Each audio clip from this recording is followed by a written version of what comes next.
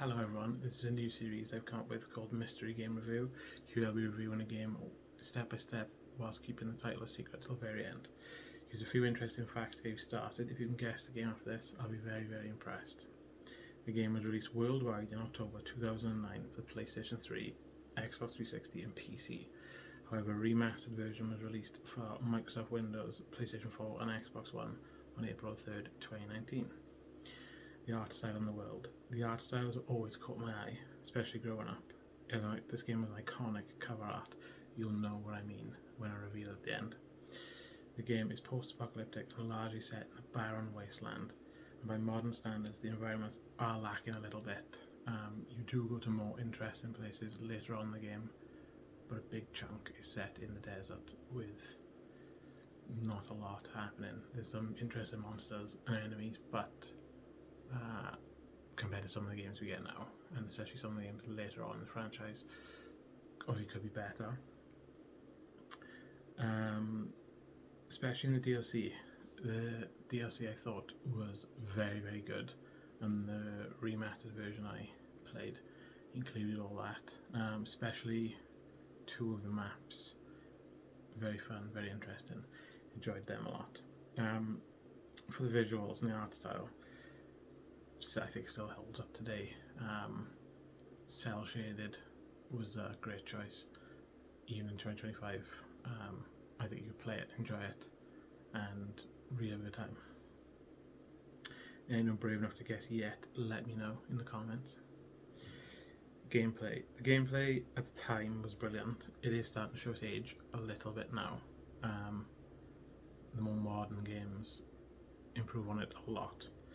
You can choose one of 4 very different characters to play as, and unlocking new skills in the skill tree does help keep things fresh, especially their special skills.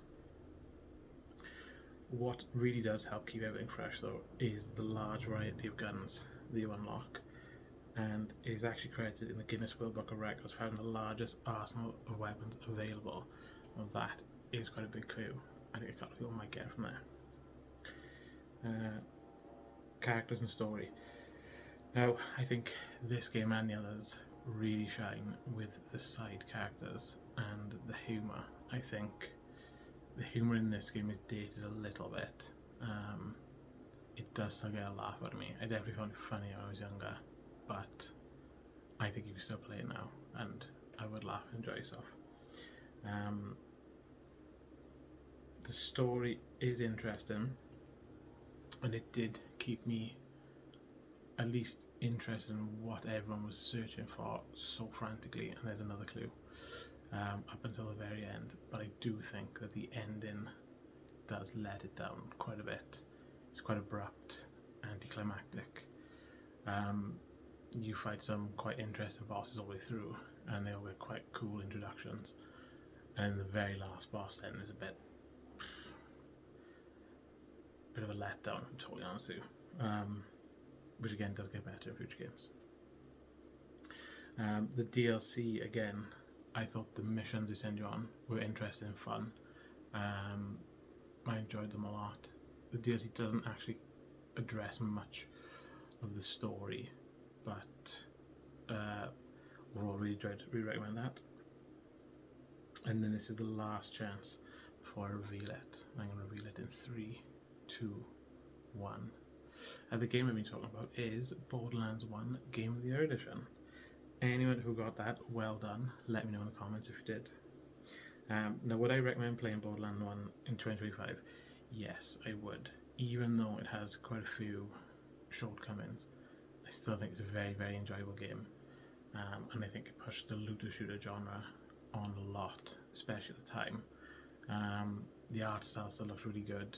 The environment's a little bit bare, but again, still interesting enough, I think, to be enjoyable in 2025.